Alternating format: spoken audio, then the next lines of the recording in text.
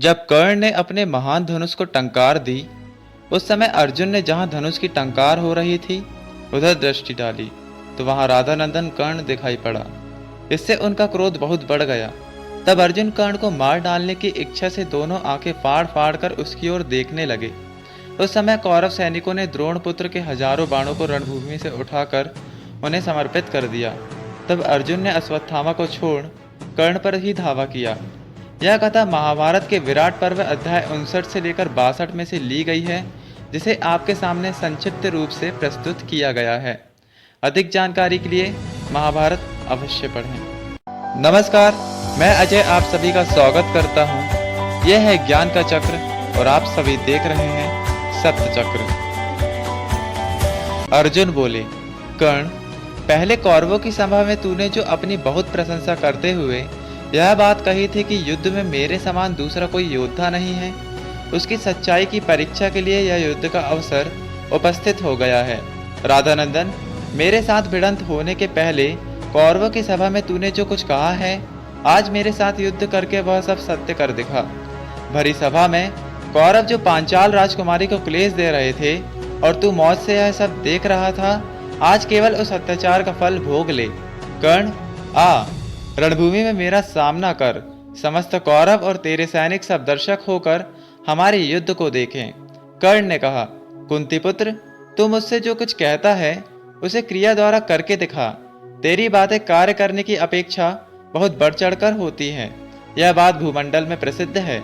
मेरे साथ युद्ध का जो तेरा हौसला है वह अभी अभी प्रकट हुआ है, अतः अब मेरे साथ तेरा युद्ध होगा और आज तू मेरा बल स्वयं देख लेगा।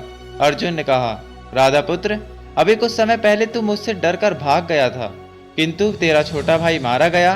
तेरे सिवा दूसरा कौन ऐसा पुरुष होगा जो अपने भाई को मरवाकर ऐसी डींगे मारेगा।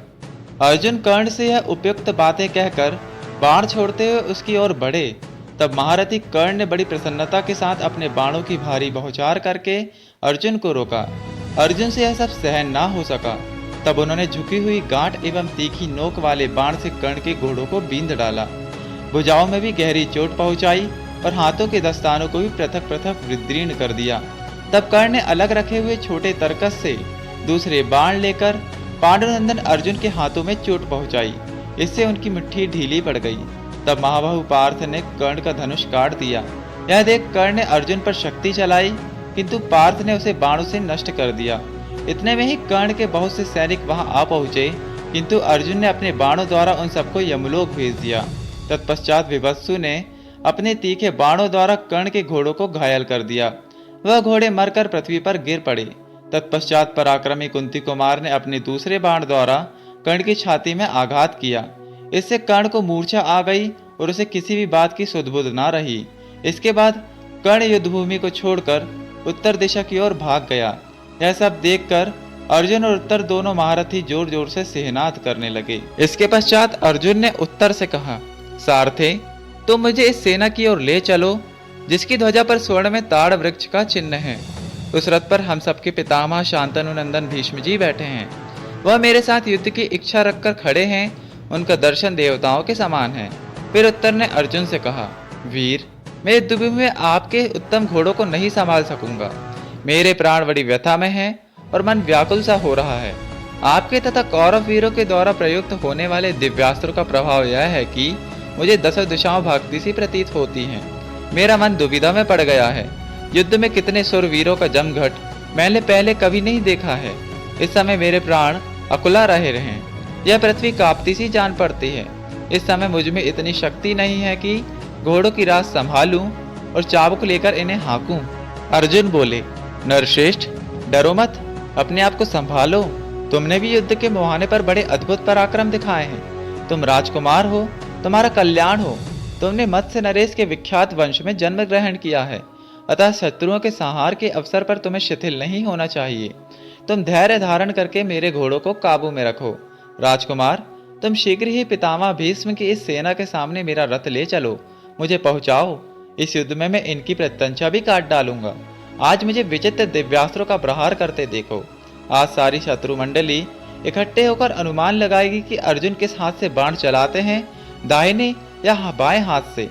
तुम्हें यह मालूम होना चाहिए कि मैंने धनुष पकड़ते समय मुट्ठी को दृढ़ रखना इंद्र से, बाण चलाते समय हाथों की फुर्ती ब्रह्मा जी से तथा संकट के समय विचित्र तुमुल युद्ध करने की कला प्रजापति से सीखी। मैंने भगवान रुद्र से रौद्रास्त्र की, वरुण से वरुणास्त्र की, अग्नि से आग्नेय अस्त्र की और वायु देवता से वायवास्त्र की शिक्षा प्राप्त की है। इसी प्रकार साक्षात इंद्र से मैंने वज्रास्त्र प्राप्त किए हैं।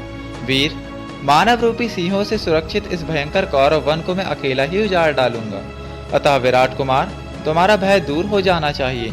सव्यसाची अर्जुन के इस प्रकार सांत्वना देने पर विराट कुमार उत्तर ने भीष्म की सेना में प्रवेश किया। अर्जुन को अपनी ओर आते देख गंगानंदन भीष्म ने बिना किसी घबराहट के अर्जुन को रोक दिया। इतने में ही दुशासन, विकर्ण, दुस्साह और विवंशति वहां आकर अर्जुन पर चढ़ आए और उन्हें चारों ओर से घेर लिया। वीर दुशासन ने अपने भल्ल नामक एक बाण से विराट कुमार उत्तर को घायल करके दूसरे से अर्जुन की छाती छेद डाली। तब अर्जुन ने उसकी ओर मुड़कर अपने बाण से दुशासन के स्वर्ण जटित धनुष को काट डाला। तत्पश्चात दुशासन को 5 बाण मारे। पार्थ के बाणों से अत्यंत पीड़ित हो दुशासन युद्ध छोड़कर भाग गया। तब विकर्ण ने अर्जुन को अपने बाणों से बींध डाला। तत्पश्चात अर्जुन ने चुकी हुई गांठ वाले बाण से उसको भी ललाट में बींध डाला। उस बाण से घायल होकर विकर्ण तुरंत ही रथ से नीचे गिर पड़ा। तब दुस्साह और विवंशति अर्जुन पर अपने तीखे बाणों से वर्षा करने लगे। फिर धनंजय ने उन दोनों को एक ही साथ घायल करके बिना किसी घबराहट के उनको घोड़ों को भी मार गिराया। तदनंतर कौरव सेना के सब महारथी एक साथ मिलकर बड़ी सावधानी के साथ अर्जुन का सामना करने लगे, परंतु असीम आत्मबल से संपन्न कुंतीपुत्र ने सब और सहायकों का जाल सा बिछाकर कोहरों से ढके हुए पहाड़ों की तरह उन सब महारथियों को आच्छादित कर दिया। उस समय अत्यंत भयभीत होकर रथी सैनिक रथों से कूदकर और घुड़सवार घोड़ों की पीठ से उछलकर जान लेकर भाग चले, और पैदल योद्धा तो भूमि पर थे ही, उन्होंने भी डर के मारे इधर उधर की राह ली। कुछ ही देर में इस युद्ध का सारा मैदान मूर्छित हुए सैनिकों के शरीर से पट गया। अर्जुन कब हाथ में बाण लेते, गांडीव धनुष पर रखते, उसकी प्रत्यंचा खींचते और बाण छोड़ते हैं, या कोई भी मनुष्य देख नहीं पाता था। अगले भाग में हम आपके सामने इसके आगे की कथा लाएंगे। तब तक ईश्वर का सानिध्य आप सभी के साथ बना रहे। नमस्कार।